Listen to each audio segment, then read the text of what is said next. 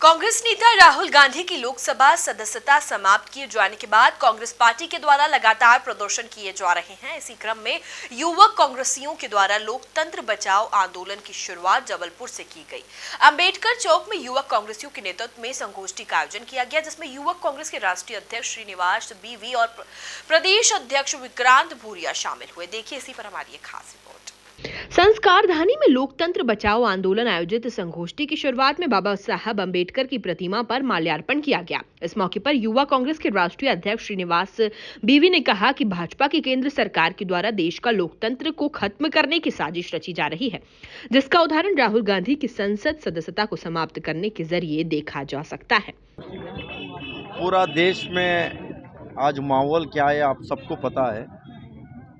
लोकतंत्र क्यों खतरे पे है, लोकतंत्र को क्यों बचाना है, किस तरीके के इस देश में आपको देखने को जो दृश्य मिल रहा है, जो इन लोग ने बात बोलते थे पूरा देश का हिंदू खतरे में है करके, किस तरीके का बीजेपी नेता लोग ने कहता था, मैं उनको कहना चाहता हूँ इस देश में हिंदू खतरे नहीं है। इस देश का जो बेरोजगार युवा है वो खतरे में है, इस देश का जो किसान है वो खतरे में है, इस देश का गरीब मजदूर सभी वर्ग सभी समाज लोग वो लोग खतरे में हैं। किस तरीके के बीजेपी ने, आपको पता है राहुल जी के साथ किस तरीके के इन लोग ने साजिश किया है। जो राहुल गांधी जी ने फरवरी 7 तारीख को पार्लियामेंट में सवाल पूछा, भाई साहब आप उनके साथ कितने बार हवाई जहाज़ में, उनके हवाई जहाज़ में गए, कितने कंट्री पे गए, कितने उसको लाभ पहुंचाया करके पूछा, बट उसका जवाब किस तरीके के आया आपको भी पता है।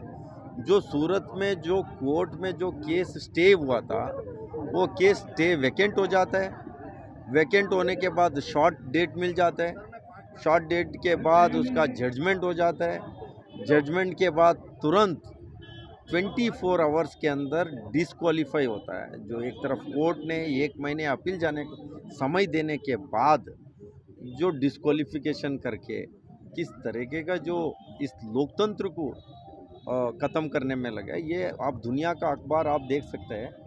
राहुल गांधी जी का सदस्यत्व डिस्क्वालीफाई नहीं हुआ है, इस देश का लोकतंत्र डिस्क्वालीफाई हुआ है करके अन्य जो दुनिया का जो लीडर्स है उन लोगों का बात है। ये बात कोई कांग्रेस लीडर्स का बात नहीं है। न्यूयॉर्क टाइम्स से लेके तमाम आप ऐसे पेपर निकाल के देख सकते हैं, आज तक वो सवाल को जवाब नहीं दे पा रहे। कांग्रेस पार्टी का सवाल क्या था, जेपीसी कमेटी आप गठित कर रहा है, नहीं कर रहा है, आपको बताना चाहिए क्यों नहीं कर रहा है। जो अडानी का जो सेल कंपनी में जो 20,000 करोड़ कहाँ से आया, वो किसके पैसा है, उसके बारे में बोलने को तैयार नहीं है। जो उसमें एसबीआई का पैसा है, एलआईसी का है और पीएम केयर का फंड है, जो इतने पैसे डूबा है उसके बारे में बोलने को तैयार नहीं है। कहीं ना कहीं इस देश का संविधान को धज्जी उड़ाने का काम और किस तरीके का लोकतंत्र को इन लोग ने खत्म करने में लगा है। कांग्रेस की संगोष्ठी के दौरान युवा कांग्रेस की राष्ट्रीय सचिव वंदना बेन भी मौजूद रही, जिन्होंने बीजेपी को घेरने का प्रयास किया।